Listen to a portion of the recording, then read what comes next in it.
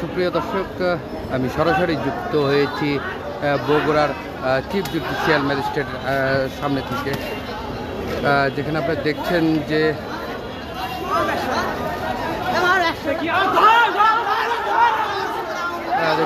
এই মতিন সরকারকে আদালতে তোলা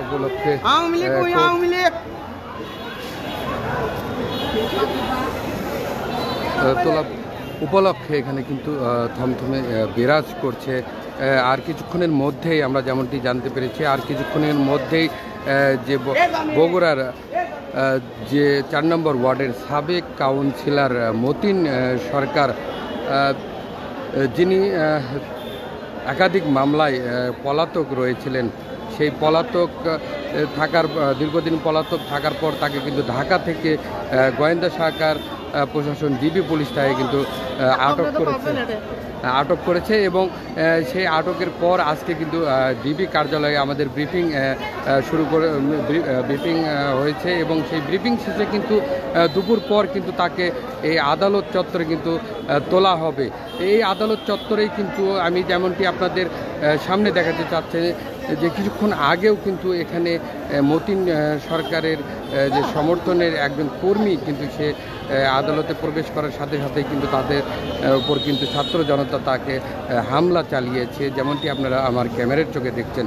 এই যে তারপর আমরা যেটি আপনাদের জানাতে চাচ্ছি যে অল্প কিছুক্ষণের মধ্যেই কিন্তু মতিন সরকারকে কিন্তু আদালতে আনা হবে, যার কারণে এই আদালত পুরো বেষ্টনী কিন্তু অতিরিক্ত পুলিশ এবং সাদা পোশাকে কিন্তু গোয়েন্দা সংস্থার বাহিনী তারা কিন্তু তৎপর রয়েছে।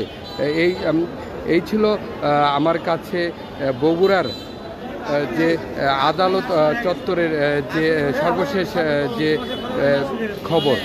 দর্শক, যারা আমার এই লাইভটি দেখছেন তাদেরকে কে কোথাতে দেখছেন অবশ্যই জানাবেন এবং আমি আবারও আপনাদের জানা দিতে চাই যে এই আদালত চত্বর কিন্তু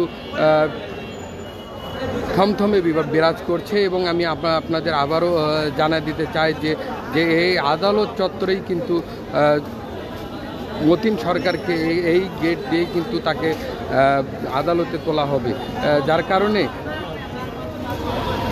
আমরা যেমনটি খবর পেলাম এইমাত্র যে তারা কিন্তু ইতিমধ্যেই ডিবি কার্যালয় থেকে রওনা হয়েছে তাকে আদালতে তোলার জন্য। দর্শক, এই ছিল আমার কাছে বগুড়ার চিফ জুডিশিয়াল আদালত চত্বর থেকে সর্বশেষ খবর।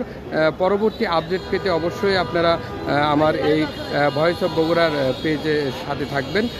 সবাইকে ধন্যবাদ।